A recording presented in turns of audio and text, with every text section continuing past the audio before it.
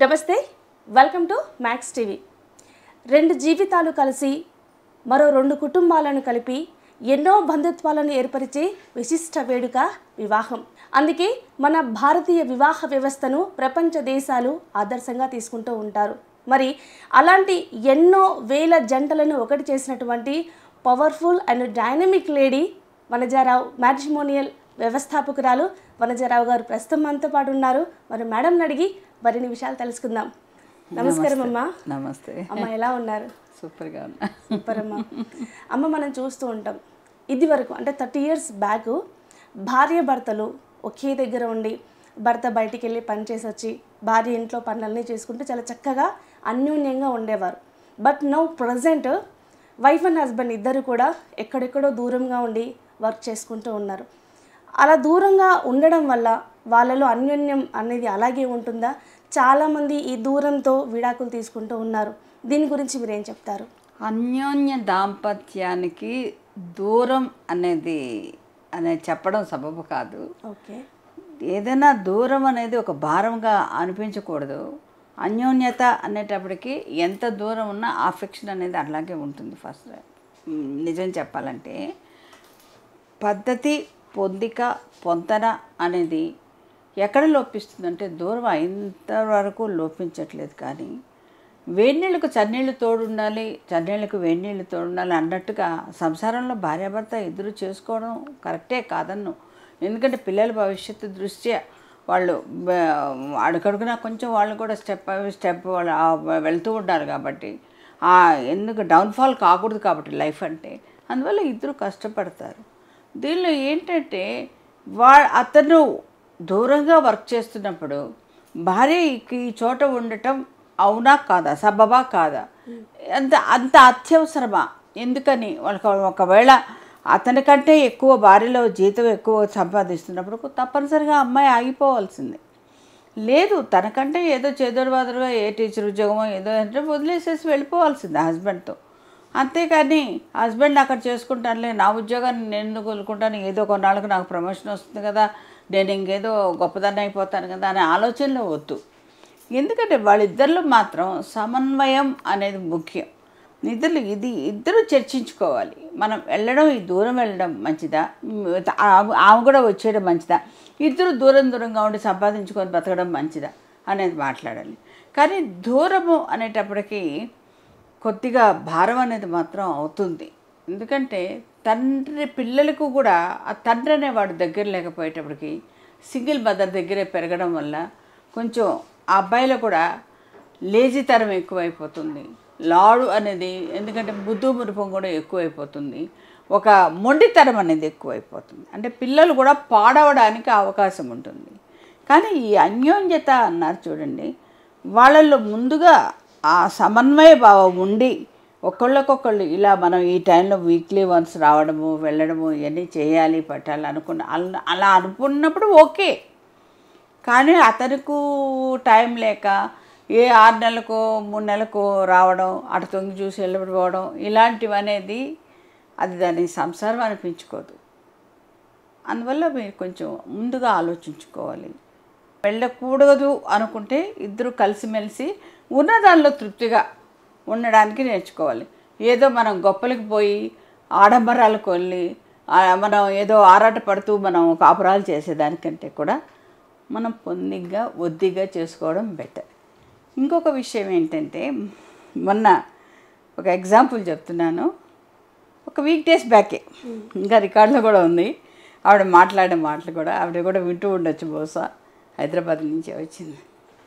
Second marriage కావాలండి అనేది. ఆవిడకి 2 పిల్లలు 2 యూఎస్లో చదువుకుంటున్నారు. సెకండ్ మ్యారేజ్ కావాలంటే మీ వారు ఎందుకని ఏమన్నా బాగా హింసించేవాళ్ళ? ఫస్ట్ పాయింట్ అదే అడిగాను. లేదండి.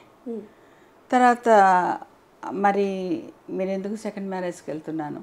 మా హస్బెండ్తో కూడా చెప్పాను సెకండ్ మ్యారేజ్ చేసుకుంటానంటే వారు కూడా ఓకే అన్నారు. అందువల్ల వచ్చాను నేను. ఇంకా మేము డైవర్స్ తీసేసుకునేసేసాము. రీజన్ ఏంటి? అదే విషయం తెలియదు. ఆ రీజన్ అనేది ఆ అమ్మాయి చెప్పలేకపోతుంది. రీజన్ అనేది ఏంటంటే అసలు పాయింట్ ఏంటంటే అతను మేఘాలయలో ట్రాన్స్ఫర్ అయ్యారు. మంచి జాబ్ అతనికి. మేఘాలయలో అతను ట్రాన్స్ఫర్ అయ్యారు. అతను ఏ 6 నెలలు వాళ్ళు ముందే చెప్పారట సెలవులు మాత్రం ఉండవని. 6 నెలలకో 7 నెలలకో వస్తున్నాడట. పిల్లలకి స్కూళ్ళలో ఇంత మంచి స్కూల్స్లో వచ్చాయి, మంచి ఫేమస్ ఉన్న స్కూల్స్లో జాయిన్ చేసింది. ఈ స్కూల్లో వచ్చి మనం వదిలిపెడితే అక్కడ మంచి స్కూల్స్ ఉండవు. ఓకే. అందువల్ల ఆవిడ స్కూల్స్ కోసం పిల్లల కోసం ఆవిడ ఇక్కడ ఆగిపోయారు. ఓన్లీ అంతే, ఆవిడ ఉద్యోగం కదా, ఆవిడ హౌస్ వైఫే. పిల్లలు మళ్ళీ ఈ స్కూల్స్ పోతాయి కదా అనేసి అక్కడ ఆగారు. అతనేమో అక్కడ జాబ్ చేస్తున్నారు. 6 monthsకి ఒకసారి వస్తున్నారు మేఘాలయ నుంచి. అతను వస్తున్నప్పుడు నాకు హస్బెండ్ అన్న ఫీలింగ్ రావట్లేదండి, ఒక గెస్ట్గా ఆ ఫీలింగ్ వస్తుంది. పిల్లల్లో కూడా అదే ఫీలింగ్ ఉంది, తండ్రిగా వచ్చాడు అనేసి రావట్లేదు. ఎందుకంటే ఎప్పుడో ఒకసారి పట్టుమని కనిపిస్తుంటాడు, మళ్ళీ వెళ్ళిపోతుంటాడు. చిన్న రీజన్, సింపుల్ రీజన్. అసలు దీనికి అవసరమా? వివాహ బంధాన్ని విచ్ఛిన్నం చేసుకోవడం అవసరమా? తను వెళ్ళింది కూడా తన గురించి కాదు, వీళ్ళ గురించి, పిల్లల కోసమే కదా. అదే కదా, అతను మంచి గవర్నమెంట్ జాబు కాదని చెప్పను, మంచి శాలరీ, మంచి ఇది ఉంది. కానీ నేను పిల్లల భవిష్యత్తు కోసం కదా నేను ఆగిపోయింది. తను ఎప్పుడైనా రావాలి కదా, అతను ముందే చెప్పారు కదా సెలవులు ఉండవు అనేసి. నేను రాననింది, పిల్లల కోసం ఉంటాననింది. మళ్ళీ వచ్చినప్పుడు వాడు గెస్ట్గా ఉన్నాడు కానీ భర్తగా కనపడటం లేదంటే అది రీజనా? నేను చెప్పాను, ఇది పద్ధతిగా అనిపించలేదు కదా, ఇదేంది, ఇది ఏమో బెలూన్ కాదు కదా పుట్టుకుమని మనం పగలగొట్టడానికి. ఇన్నాళ్ళు 2 బిడ్డలకి జన్మనిచ్చావు, ఇదేంటి అనేసి కౌన్సిలింగ్ చేశాం. కానీ ఆవిడ ఒకటే మాట అంది, కలిసి అన్యోన్యంగా ఉండడం కంటే కూడా దూరంగా ఉండేటప్పుడు ఇంకా విడిపోతమే మంచిది కదండి అనేసి. 6 నెలలకు ఒకసారి హస్బెండ్ రాకపోతే ఏమైందండి నాకు అనేసి. పగిలిన అర్థం ఎలాగో అతకదు, ఎలాగో మనం ముఖం చూసుకోలేం, అందువల్ల నాకు వద్దనుకున్నాను. సెకండ్ మ్యారేజ్ డేట్ ఇచ్చేసేసి ఓకే. అండ్ మ్యాచెస్ వస్తున్నాయి అమ్మాయికి, కాదని చెప్పను. 2 బిడ్డలు తల్లున్నా కూడా వస్తుంది, ఎందుకంటే స్టేటస్ ఒకటి వస్తూ చూస్తుంటారు ఆ అమ్మాయి దానిలో. ఇంకా పిల్లలు కూడా యుఎస్లో ఉన్నారు, గ్రోనప్ చైల్డ్, అది వస్తుంది. కానీ అది పద్ధతి అయితే కాదు. సుతరాము ఆవిడ వేసింది రాంగ్ స్టెప్ అనేది తెలుసు, ఆవిడకి చెప్పినా కూడా అర్థం కాదు. తర్వాత సింపుల్గా ఏమంది, నాకు ఈ మధ్యనే తెలిసిందండి అతను కూడా వేరే పెళ్లి చేసుకుంటున్నాడట. ఇంక ఎవరైనా ఆ అమ్మాయి భార్య నేను పెళ్లి చేసుకుంటున్నానని చెప్తే ఇంకా అతను చూసుకోవడం, ఇంకా మరి అక్కడే ఏదో మ్యారేజ్ చూడాలని చేసుకుంటున్నారట అనేసి చెప్పింది. అది నేను వద్దు వద్దు అని మొరాయించినందుకు ఆ మాట అనేదో మరి ఏమైందో తెలియదు, కానీ అమ్మాయి చేసింది మాత్రం సుతరాంతం. ఇది అమ్మాయి విన్నా కూడా కొంచెం మార్చుకుంటే మంచిది మైండ్ సెట్. కానీ చేతులు కాలేక ఆకులు పట్టుకుంటే లాభం లేదు, ముందే ఆలోచించాలి. ఆ ఆలోచన అనేది ఈ భార్యాభర్తలో టోటల్గా కొరబడింది. ఇంతెందుకు ఇంకొక విషయం చెప్తాను మీకు. ఒక ఆవిడ మీకు బాగా ఫేమస్ లేడీని, ఆవిడ బాంబే కలర్స్లో పెద్ద పోస్ట్లో ఉంది, కలర్స్ ఛానల్లో. హస్బెండ్కి మంచి జాబ్ వచ్చేసిందని ఆవిడ ఆ కలర్స్ వదిలేసేసుకుని హస్బెండ్ కోసం హైదరాబాద్కి వచ్చింది. కానీ హస్బెండ్ కూడా తెలుసు అలా సాక్రిఫైస్ చేసింది తన వైఫ్ అనేసి. ఇక్కడికి వచ్చి తను ఇక్కడ సెటిల్ అయిపోయి అన్నీ చూసుకుంటూ ఉందని మై నైబరే చెప్తున్నాను. ఆ నైబర్ ఆవిడ నేను మొన్న ఒక ఫంక్షన్లో మీట్ అయినప్పుడు అనుకోకుండా ఆవిడకి మా బెంగళూరులో టాప్ ఛానల్లో వైస్ ప్రెసిడెంట్గా ఆవిడకి వచ్చింది ఆ పోస్ట్. వెంటనే వెళ్ళిపోయింది. హస్బెండ్ ఏమన్నారు, హస్బెండ్ని ఎంకరేజ్ చేశారు, నువ్వు అంత పెద్ద పోస్ట్ వచ్చింది, నువ్వు ఆ ఛానల్కే వెళ్ళదు, మంచి ఛానల్, నేనే వచ్చేస్తాను అక్కడికి, నేను వర్క్ ఫ్రమ్ హోమ్ చెప్తాను వాళ్ళకి, నేనే చేస్తాను అనేసి. అంటే ఆ విధంగా ఆ విధమైన సమన్వయం ఉంటే హ్యాపీగా ఉంటుంది లైఫ్ లాంగ్. అందువల్ల అతను కూడా బెంగళూరు వెళ్ళిపోయారు, ఇక్కడంతా షిఫ్ట్ చేసేసుకొని హ్యాపీగా ఉన్నారు. ఆమె జాబ్కు అతని జాబ్ కోసం ఆమె సాక్రిఫైస్ చేసిన దానికి అతని జాబ్ కోసం అతను వదిలేసేసి అక్కడికి వెళ్ళిపోయాడు.